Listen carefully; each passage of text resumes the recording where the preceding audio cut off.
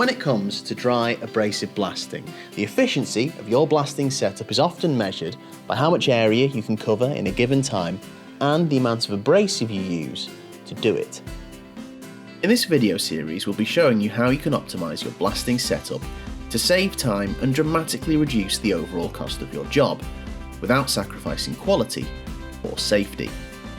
To do that, we'll cover what an abrasive blast system is and what it's trying to do, discover the variables that affect the efficiency of your blasting process, how to reduce dynamic pressure losses, explore the difference between air pressure and air flow and how it affects your blasting setup, and show how changing your setup can dramatically affect the overall cost of your job, as well as how we've proved it.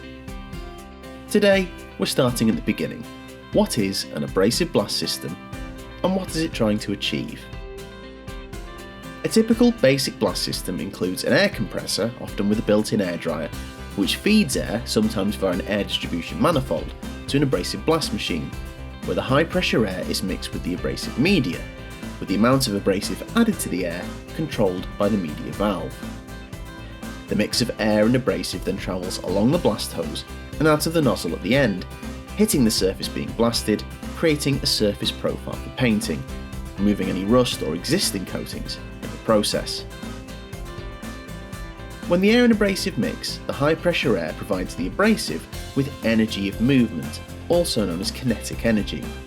And the more energy of movement your abrasive has, the more severely it will impact the surface you're blasting, allowing you to complete the job in less time using less abrasive.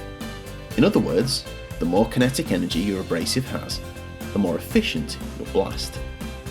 So, how do we give our abrasive more kinetic energy?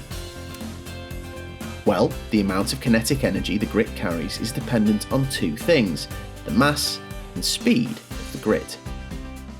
The mass is defined by the size and weight of the abrasive you're blasting with, while the speed is created by the inlet pressure of the blast nozzle.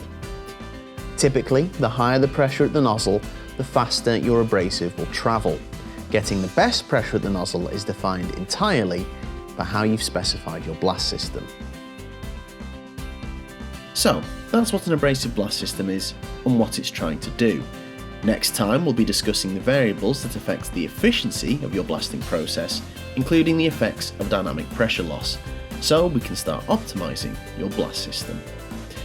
For more information on the Alcometer blast machines, valves, ancillary equipment, personal protection equipment, and our complete range of spare and replacement parts, simply visit alcometer.com or click on one of the links on screen. And please don't forget to subscribe to all the Alcometer channels to be notified of any new videos.